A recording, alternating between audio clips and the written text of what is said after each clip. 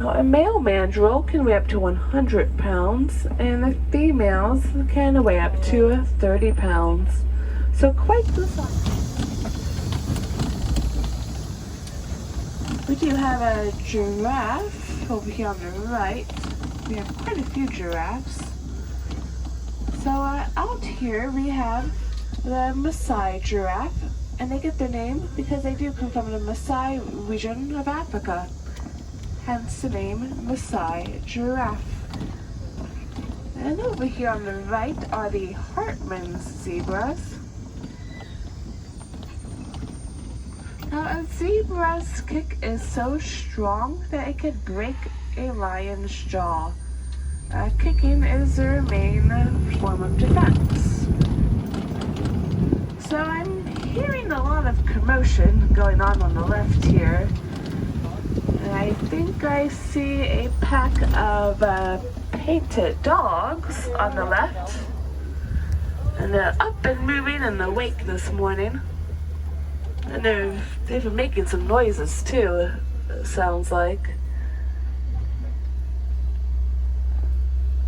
So they are one of Africa's most successful hunters.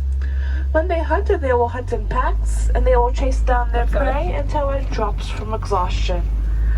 So it makes them even more successful than the lions and the cheetahs.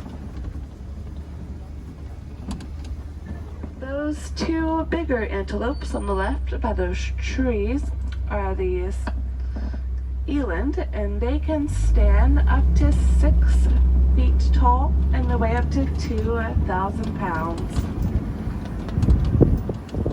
And it makes them the tallest antelope in Africa.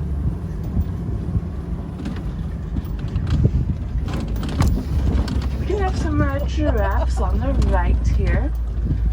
The giraffes are the tallest animal. They can stand up to 18 feet tall and be up to 6 feet tall when they are born.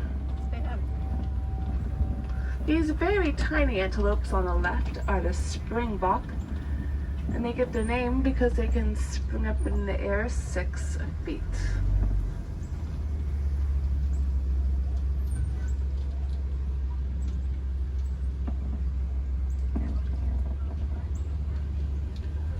So the giraffes will spend over the wildebeest. Their African name is Nu, spelled a G-N-U, because of the grunts they make, which sounds like a noo-noo. So kind of like a cow's mooing sound.